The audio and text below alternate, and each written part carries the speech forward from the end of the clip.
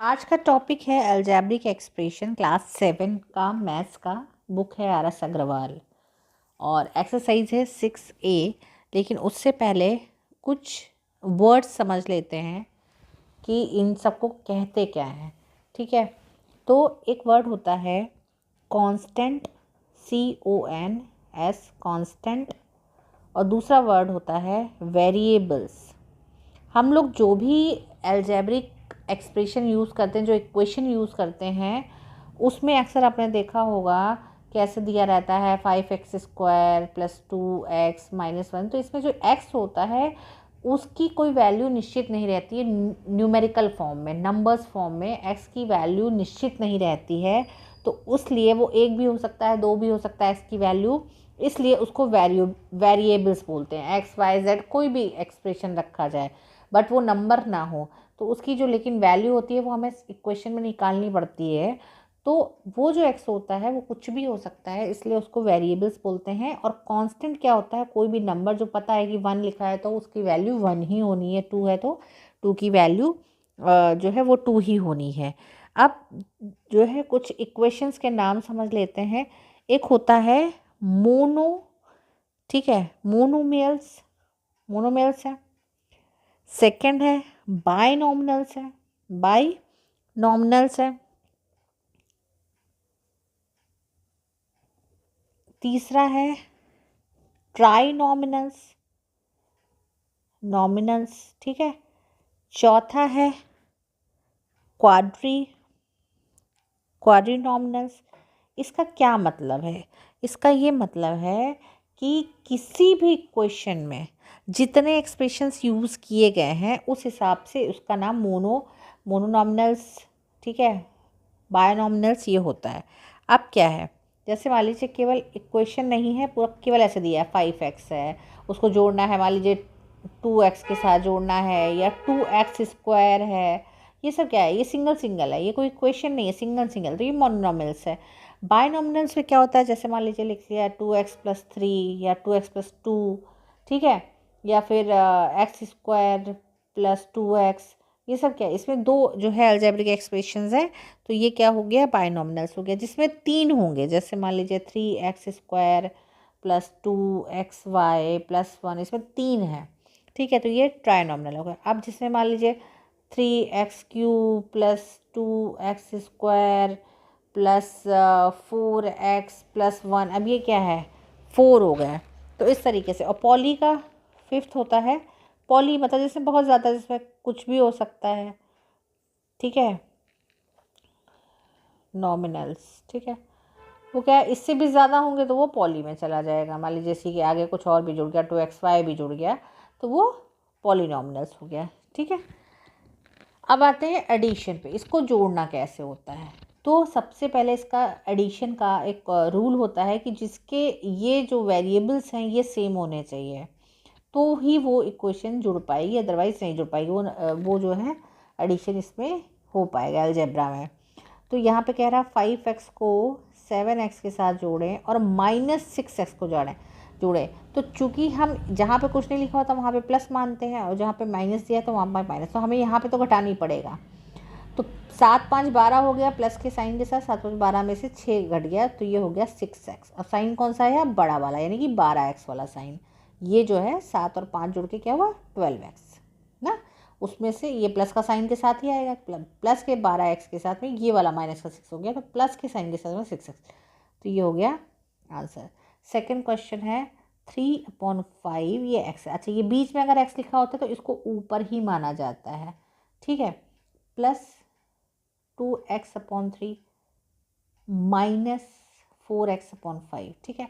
अब ये माइनस क्या है, एडिशन के सवाल में चिन्ह नहीं बदलते हैं, साइन बदलते नहीं है, सीधे सीधे एडिशन हो जाएगा। हम इसका एलसीएम ले लेंगे, 15 आएगा, है ना। आप चाहे तो इस तरीके से करके ले सकते हैं, 5 है, 3 है, 5 है, तो आप निकालेंगे तो 15 ही आएगा। फिर भी चलिए निकाल लेते हैं, 5 एकम 5, 3 और 5 का 5 और फिर 3 है, ठीक है।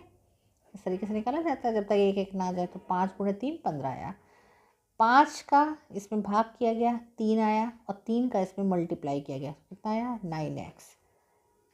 3 का इसमें भाग किया गया, 5 आया और 5 का 2 में मल्टीप्लाई किया गया, 10x आया। यहाँ पे माइनस का ही साइन लगा। 5 का इसमें 15 में भाग दिया गया, 3 आया और 3 चौक 12, तो ये हो गया। अब ये दोनों जुड़ेगा, 19x में से -12x घटेगा तो आंसर क्या आएगा 7x। ठीक है, 19 में से 12 गया तो 7 बचा, प्लस का साइन बचेगा अपॉन 15। ये हो गया आंसर।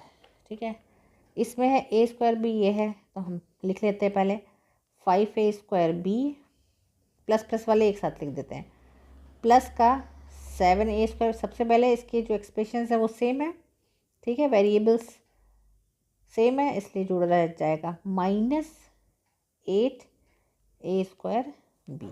क्या हुआ, ये दोनों मिला के हो गया दोनों 12a² b प्लस के साइन के साथ, और उसमें से माइनस कट गया तो हो गया 4a² b जो कि प्लस के साइन के साथ है। 3/4x² प्लस 5x², फिर है -3x², फिर है 1/4x²।